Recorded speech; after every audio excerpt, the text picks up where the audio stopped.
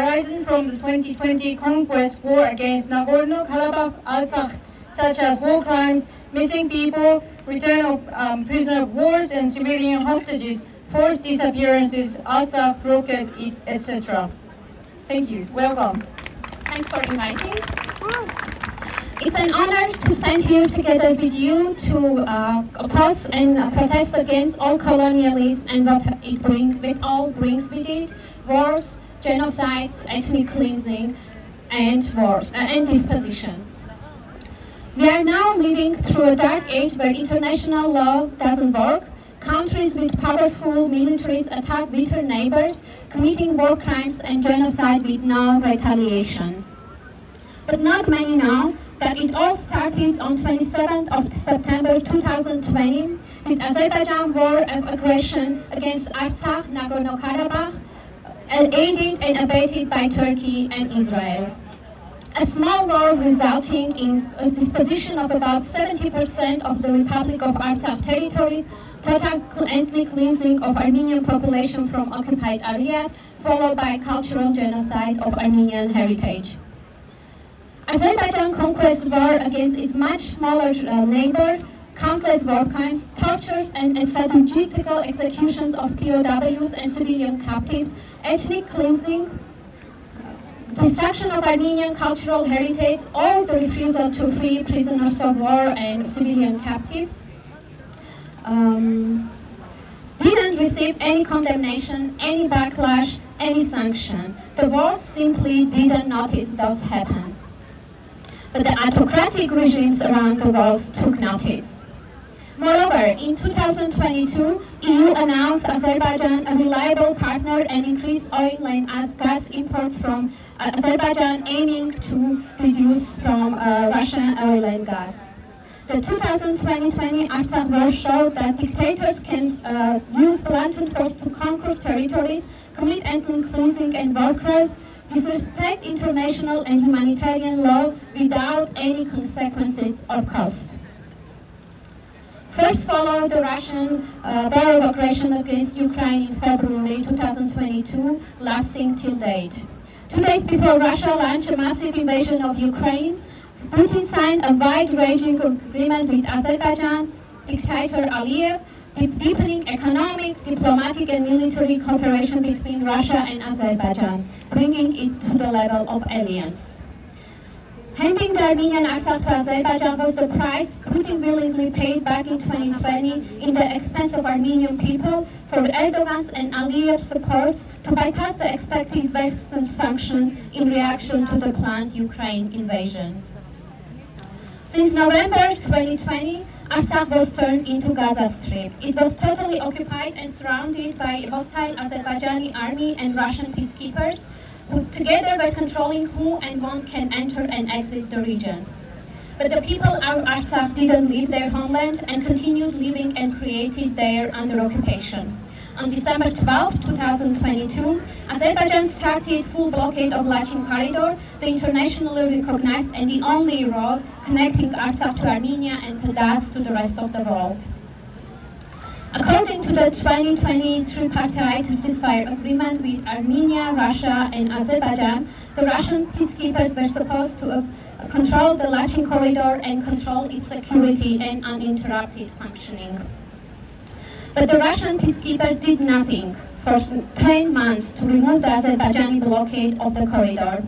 In the meantime, the second year of the Ukraine war was starting, and Russia's dependence from Turkey as on Azerbaijan had increased even more. Thus, Azerbaijan demanded more concession from Russia in Artsakh and Armenia, and Russia could not refuse.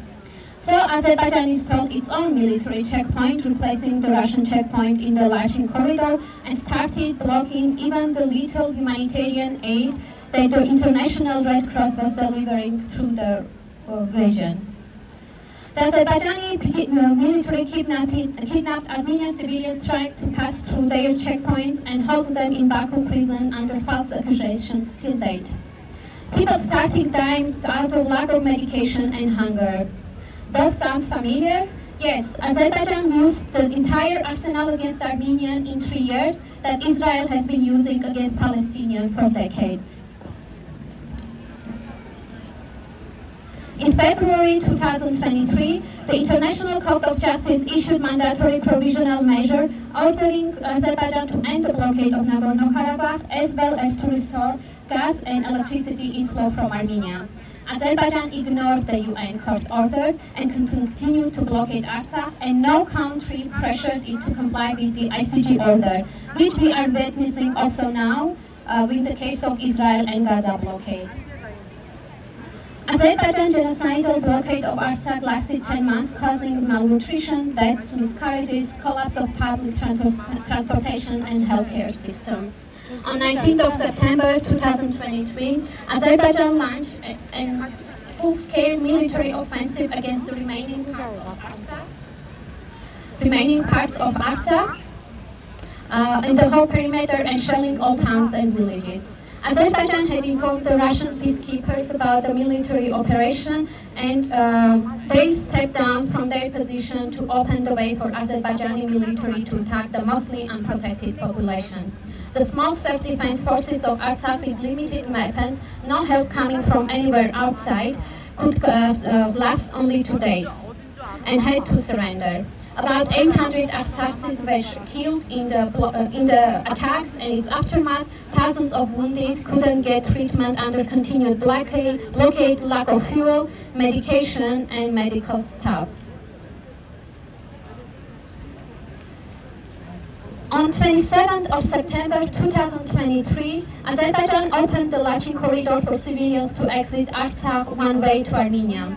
By October 2nd, 2023, nearly the whole of Armenian population of Artsakh of 22,000 remaining population of Artsakh has forced out of its own homeland of millennia, leaving behind all their belongings, property, pets and livestock, most of which died without any care and winter coming.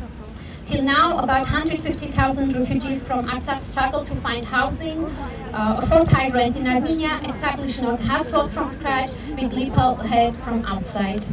They are neglected by the international aid organizations and the international community, and it has been a huge burden on small Armenia to provide relief for Artsakh refugees.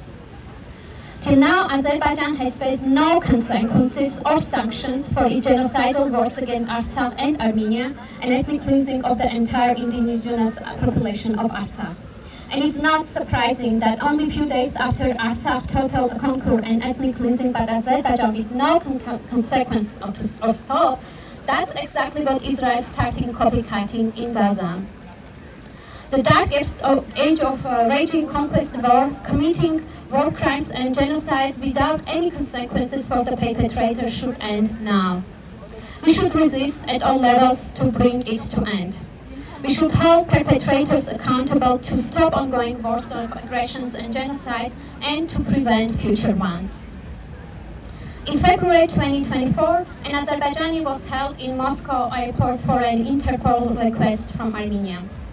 In 2020, he had tortured, beheaded alive an elderly civilian captive in Artsakh, recorded it on phone, posted on social media to terrorize the Armenian public, and could be identified from the video. After a call from Aliyev, the war criminal was let go in Moscow and greeted in Baku as a national hero of Azerbaijanis. Videos of it again flying in social media. For over a month now, fires are raging in forests and villages of Artsakh, and Azerbaijani regime doesn't take sufficient measures to stop the fires. New fires have been started by Azeri in other areas of Artsakh. The entire ecosystem is in danger of the region, and these fires endanger the whole ecosystem of the region and hundreds of medieval Armenian cultural sites, including monasteries and churches. This ecocide and cultural genocide in the occupied Artsakh rages as we speak.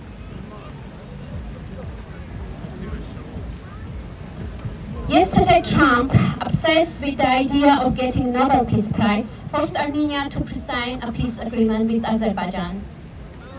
With what Armenia provides a corridor to Azerbaijan without getting anything in return, not even human rights, not even freeing Armenian prisoners of war and civilian hostages from Azerbaijani prisons, not even removing Azerbaijani forces from occupied areas of the Republic of Armenia. It's not a sustainable peace if it cements territorial gains through conquest, war, and genocide, and not addressing the rights of the people expelled from their homeland. There can be no lasting peace without the right to return and without adhering to fundamental human rights. What happened in Artsakh in 2020-2023 was continuation of the Armenian genocide that was started by Turkey 110 years ago. And as well as what's happening right now in Gaza is the continuation of Nakba. We must end this impunity of genocide perpetrators.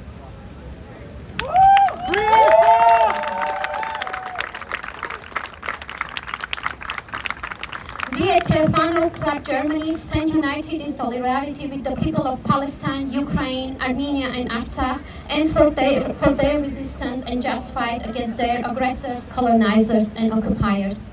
Let's unite the struggles of the small nations and the international solidarity around them. Together we can end this dark age. Thank you.